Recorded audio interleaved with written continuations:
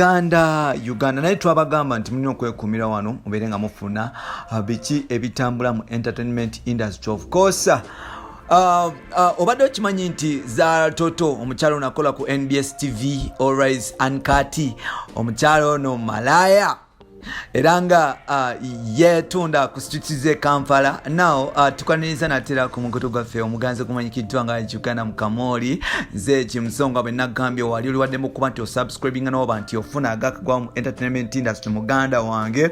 Waliwo olutalo lugenda mu maaso wakati w'omukozi wa TV ya Record TV gwe bayita Luze Anderson kogata ne mukyala mukulu gwe bayita Zahara Toto kuba ali ku NBS ne Next Media kogata Sanyuka TV. Olutalo luno lukyagenda mu maaso mpola mpola oba lwabaluseewo mpola mpola oluvannyuma okuba nti munamuli wa Record TV amanyikiddwa nga Luze Anderson yabadde agezaako kuba nti asaba Zahara Toto interview. Wano no mu kusaba interview twakitegeddeko nti Zahara yamuzeemu ebigambo bino. Yamugambye nti todangamu okunjasamirako n'okumanyira nakosa ebigambo ebibye ennyo mu kumuddamu. So n'olwekyo olutalo lubanga lugenda mu maaso. So process bweti ebyama byavuddeyo ne biba nti bitandika okuba nti bisimatuka, abantu basimatuka ebigambo. We twakitegeera nti omukyala gwe bayita Zahara Toto wa NBS, omukyala ono atunda nsolo ye, atunda nsolo ze, ensolo ze azitundira ddala.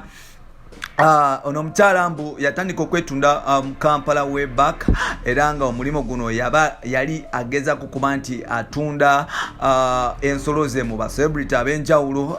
Mubamu be yaguzaako mbu ensolo, mubaguzaako ensolo kwe kuli Uncle Joseph kogata n'abantu abalala bangi era Zahara Toto omulimu guno gw'abamalaya agukolera ddala okuva ku internet kogata n'omuntu wa wansi mbu Zahara Toto yetunda. Ani abigamba ye Luze Anderson.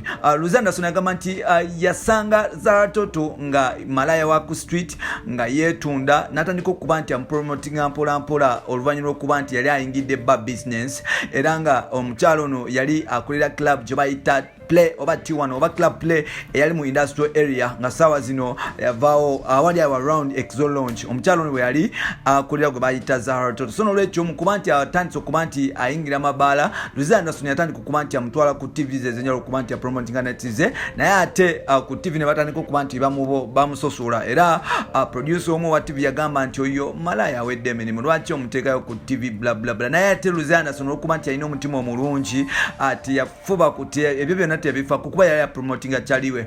Recently Zahara Toto afuna omulimu gwa TV batandika okubeera so close ne Anderson batandika okunyumya nga bejjukanya, naye ate kyamaze enviri ku mutwe oluvannyuma okuba nti Luze Anderson atandika okuba nti yasaba Zahara Toto enamba oba like kumusaba interview abeere nga postinga YouTube channel ye. But unfortunately omukyalo ono yamuzemu ebigambo bya tabu nnyo, namuwemula namugamba nga bwe kali akasiru kalina suppose komba simanya bukazi bwa Zahara Toto muneka mukombe ne mubinambu mbuka Luze Anderson kasena. So n'olwekyo mu busungu obwamanyi Luze Anderson naye yavuddeyo n'amanu nagamba nti screen ako buzibu baby, naye ate olina okumanya nti nze nakubeerawo mu mbeera zonna era nakwagala nnyo nga kyali wange, naye lwakuba nti we watuuka n'okuba nti ku ssaawa zino kwoli nonatiga okuba nti oneefuulira, naye ate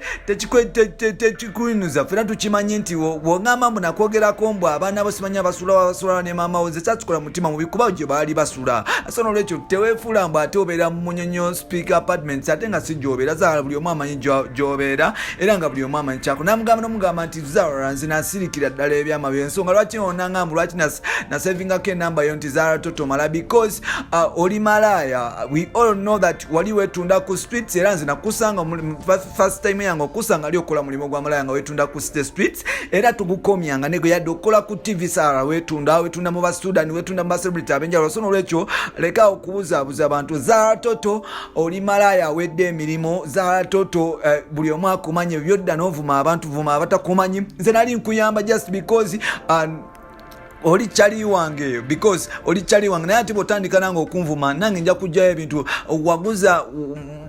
waguza lili puzzle obadde otunda wano n'oguza lili puzzle olwagana okusasula sente kwe kutandika okumuvuma ku TV n'abantu abasigadde abenjawulo n'agamba nti Zara Toto oba obadde tokimanyi omulimu gwe omukulu gwakola CCTV siki wabula omukyalo ono atunda kasolo. Bino n'ebirala byoba olinda mu episodes zaffe ziddako. Nsigadde ntambi Jimzo Rich Boy Maxudi Junior. You can follow me on TikTok Jimzo16. You can follow me on Twitter Jimzo16. Naye ate mwana okola kyamaanyi we nago tutambudde nawe nga subscribing kweno channel nkambye tugenda kuleetera ebinnonogo by'amaanyi nnyo era tugenda kutuusaako ebyakabi bingi nnyo. Ky'oba olina okukola subscribing ateekako notification button obeere ng'ofunanga akagwawo mu muganda wange. Bye bye for now.